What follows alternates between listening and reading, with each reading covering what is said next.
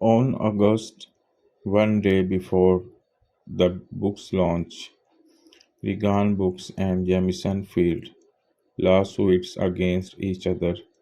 The point of contention was a proposed reality show about Jamison's everyday life, discussed between her then husband Jay Gardiner and the A&E network. Regan Books maintained that any A&E deal was a breach of Jamieson contract, which indicated that Regan Books had a stake in the profits generated by both the special based on her memoir and a reality-based series, as well as any similar projects.